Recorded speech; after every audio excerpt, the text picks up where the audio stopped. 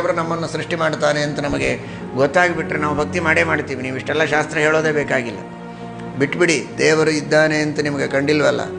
ಎಷ್ಟು ಜನ ಇವತ್ತು ತಂದೆ ತಾಯಿಗಳಲ್ಲಿ ಭಕ್ತಿ ಮಾಡ್ತಾರೆ ಹೇಳಿ? ತಂದೆ ತಾಯಿಗಳಿಂದಲೇ ಹುಟ್ಟಿದ್ದು ಅಂತ ಗೊತ್ತಲ್ವಾ? ತಂದೆ ತಾಯಿಗಳಿಂದಲೇ ಹುಟ್ಟಿದ್ದು ಅಂತ ಗೊತ್ತು, ಇವರ ತಂದೆ ತಾಯಿಗಳು ಅಂತ ಗೊತ್ತು, ಅವರು ಪಾಲನೆ ಮಾಡಿದ್ದು, ಪೋಷಣೆ ಮಾಡಿದ್ದು, ಬೆಳೆಸಿದ್ದು ಎಲ್ಲವೂ ಗೊತ್ತು. ಎಷ್ಟು ಜನ ಪಿತೃಭಕ್ತರು ಮಾತೃಭಕ್ತರು ಇವತ್ತಿದ್ದಾರೆ.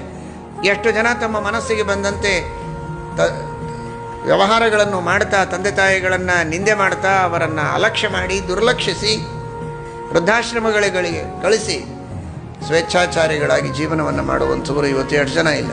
ಗೊತ್ತಿಲ್ವ ಅವರಿಗೆ ಯಾರು ತಮ್ಮನ್ನು ಸೃಷ್ಟಿ ಮಾಡಿದ್ದು ಅಂತ? ಮತ್ತೇನು ದೊಡ್ಡದಾಗಿ ಹೇಳ್ತಾರೆ, ನಮ್ಮನ್ನು ಯಾರು ಸೃಷ್ಟಿ ಮಾಡಿದ್ದು ಅಂತ ಗೊತ್ತಾಗ್ಬಿಟ್ರೆ ನಾವೇ ಭಕ್ತಿ ಮಾಡ್ತೀವಿ ಅಂತ. ಹಾಗಾದರೆ ವಿವೇಕ ಇದು ಮುಖ್ಯ. ಪ್ರತ್ಯಕ್ಷ ಆದ ಮಾತ್ರಕ್ಕೆ ಭಕ್ತಿ ಬರುತ್ತೆ ಅಂತಲ್ಲ, ಪ್ರತ್ಯಕ್ಷವಾದರೂ ಆ ಜನ್ಮ ಕೊಟ್ಟಂತಹ ತಂದೆ ತಾಯಿಗಳ ಬಗ್ಗೆ ಹೇಗೆ ತಿಳುವಳಿಕೆಯನ್ನು ವಿವೇಕವನ್ನು ಇಟ್ಟುಕೊಂಡು ಭಕ್ತಿಯನ್ನು ಮಾಡಬೇಕು, ಅದು ಸ್ವಭಾವತಃ ಸಜ್ಜನರಿಗೆ ಅದು ಬರುತ್ತೆ, ಸಜ್ಜನರ ಸಹವಾಸದಿಂದ ಬರ್ತದೆ. ಹಾಗೆ ಭಗವಂತನಲ್ಲಿ ನಾವು ಶಾಸ್ತ್ರಗಳ ಮೂಲಕವಾಗಿ ನಮ್ಮನ್ನು ನಿಜವಾಗಿ ಸೃಷ್ಟಿ ಮಾಡಿದಂತಹ ವ್ಯಕ್ತಿ ಪರಮಾತ್ಮ ಅಂತ ತಿಳಿದು ಅವನಲ್ಲಿ ಭಕ್ತಿಯನ್ನು ಮಾಡಬೇಕು.